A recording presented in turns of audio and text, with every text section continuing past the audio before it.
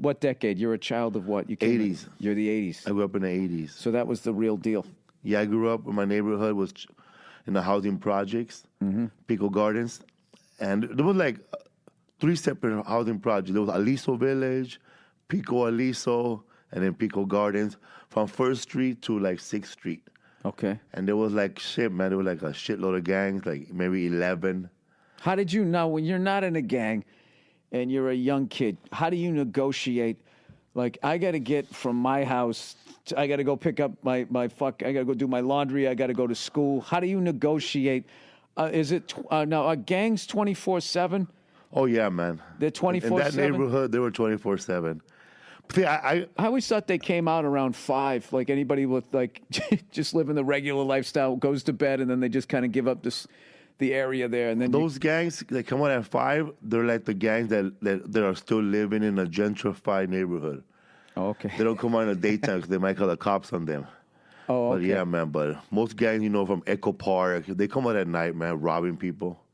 Really? Yeah, they come out at night. Those gangs, wherever there's gentrification, those gangs are still around, but they come out at night and they gangbang at different areas, but they're still gangbanging. They don't forget. How old were you the first time you got mugged? I got mugged the first time when I was like 18 years old. My friend Coco. That's pretty good, man. Yeah, I got mugged 18. Downtown Crossing when I was like in 8th grade. I was selling crack on my first day, like that. Within 1 hour, I got robbed. Somebody put a knife behind my back, another knife in front of me, and they took all my crack away. Took all your crack away? So yeah. then what do you have to do? Oh, I had to go back to the guy who gave it to me, a friend of mine who I grew up with. He passed away already. They used to call him Coco. Uh-huh. And we grew up together. Him and I were from 2nd grade to adults. I needed money at the time. I got somebody pregnant, and I didn't know how to make money. So I asked him for a job in the criminal business. Can I, hey, man, I had no money. How does that go down? You're probably trying to avoid it. It's like, I don't want to sell drugs, but I kind of have to now. I got a kid coming. So help me. So he gave me like $100 of crack, 100. He told me, just bring me back 100, then I give you more to sell. So as soon as I got out, they didn't know who I was in that neighborhood. They just came around me and they took all my stuff. They didn't hurt me or anything. I was begging for can I keep my ID? And they gave my ID. Oh, they did. How scared were you? I was scared, man. I thought they were going to kill me right there. I felt like I was young. I was really scared. But I was calm, I wasn't like, Right. Just take it, man. Just take it. Leave me alone. I just walked out of it. Take it. I didn't fight them or nothing because I know they would have killed me or stabbed me or worse. So I went back to my friend Coco, and I told him what happened. And I thought, he was going to be okay, man. It's all right. It's your first day. It happens. No, man.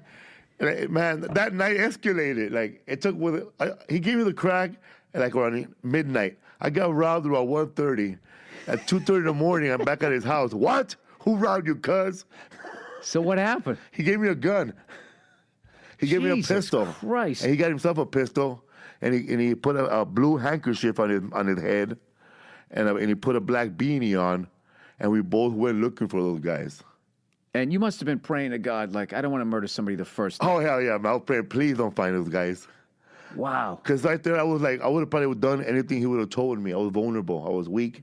Right. I didn't know what to do. So we went together, and we saw one guy that saw what happened, but he didn't do anything. And then he kind of hit him real hard. And who did it, man? Where are they at? Then I said, man, it wasn't him, man. It wasn't him. So it wasn't him. Wait, how did that hit? So you go, I remember that guy standing there watching me get robbed. So now this poor bastard gets dragged into it. He gets dragged into it. He got gun slap, by my friend. My friend didn't even ask him no question. He just hit him in the face hard, man, and he started bleeding from his ear. And I just said, wow, man. He was looking at me like, come on, man, please tell him it wasn't me. So you waited till after the pistol slap. Oh, I meant to tell you this. It wasn't him. So nothing happened to him, and we went back, and later on, those guys who actually did it walked back and gave it back, everything. Gave back the crack to that guy, and everything was cool. Because what he They had? said, sorry, we didn't know Because that. they were afraid of that guy. Yeah, sorry, we didn't know Batman was with you. Yeah, that was your street nickname. Yeah. We So didn't then know. after that, then they knew that you were with him. So then people stopped fucking with you. People start messing with me, yeah. Jesus Christ. This is what kills me about you is you have like 1,000 of those stories and you're the most relaxed, laid back guy ever. Like, where did it all go? Because, dude, look at me. I sound like I lived your life and you sound like you lived my life. Like, you sound like you grew up in a nice little cul-de-sac area and played street hockey and I'm all fucking wound up. How did you do that? Well, I have a mom. I have parents. I have my mom and dad, and most of my crazy friends in the projects. You know, the crazier ones didn't have a mom and dad. Right. They had nobody telling him you better come home early, or there was nobody telling those kids to come home when the lights go on in the streets. So they had nobody telling them what to do, how to live right, no discipline. I have my mom and dad. My dad worked, and my mom worked at a elementary school as a They nurse. were like, be home from selling crack when the street lights came on, right? Yeah. Yeah, you had that. But I've always you had that family foundation. But I've always. But Wait, I don't get that. Now you're talking you got a home life, but you're telling you're doing all this other But shit. then when I was a kid, when I was like 13, 12, 14 years old, I wasn't crazy. I I got see what you're saying. crazy after high school. After I got someone okay. pregnant, I just didn't know what to do. But I was always like a little hustler, man. My mom would sell Avon, and I would go collect the money for her. So I learned how to collect money for people, at least. From my mom, was always selling Herbalife, Avon. She was always selling something.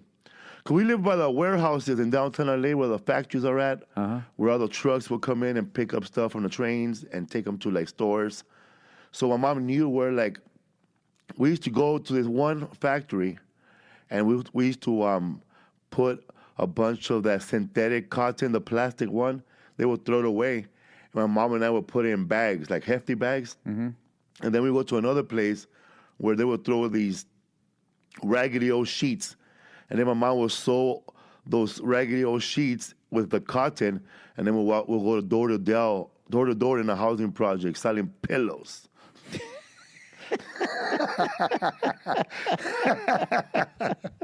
So you guys were a real green family, man. You were there. You were there recycling. That's wonderful. Everything we sold, we found in the trash, and we sold it we sold pillows. I used to, when I was like 14, I used to walk to downtown What would LA. you do with pallets? Would you build a little house and then sell that? No, man, that's too much work. We want fast money, Oh, okay. cash. There was a bunch of factories where I live. I felt like Henry Hill from Goodfellas, Right. Because they were always stealing stuff from the airport, and we were always taking stuff from these factories. I wasn't stealing from these factories. My friends were. I was taking stuff from the trash. Like there was a watermelon factory, and they would throw away rotten watermelons, and I would get the watermelons and cut them in half. What is a watermelon? Like they make watermelon. Like They throw- I they're- thought you grew them. No, they would get them from the farmer, I guess, and Right. they would hold them there. They have pallets full of watermelon because there's like a grocery area of downtown LA where every grocer Gets all this gets stuff. all their stuff, flowers, stereos, you name it, piñatas. I know where everything is at. Suits, cheap suits. I know where everything's at.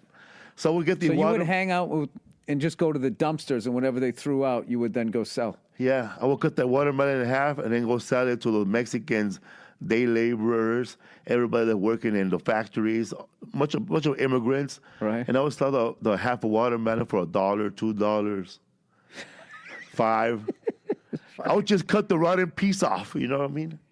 Or every once in a while, nobody's looking, I would send my little homegirl, this little lesbian, well, she's a lesbian now, but we didn't know she was a lesbian now. She was like a tomboy. Right. I would send her in there with my brother, and they would like, when nobody was looking, they would throw good watermelon in the trash can too. So we had a mixture of good and bad watermelons. How long did you stay in that whole world of selling crack and all of that and all those fights and biting the guy's ear off and all that shit before you became a comedian? Like, how long was that period of your life? That was my period from 18 years old to like 21 and a half. 21 and a half. Because at 21 is when I was like messing up already, man. I was smoking a lot of PCP. That was like my drug of choice for the time being. And man, I used to get all crazy. What is PCP? PCP is like, I think it's elephant tranquilizer. That's what the that people is? tell me. I used to always hear that growing up. PCP, angel dust, and all that. And Yeah, angel dust is like a crystallized PCP. You could put it in a cigarette. But PCP, in my neighborhood, we were at the PCP capital of Los Angeles. Like in my neighborhood, they sold gallons of it. People had they would have sparkless water full of PCP. So everybody had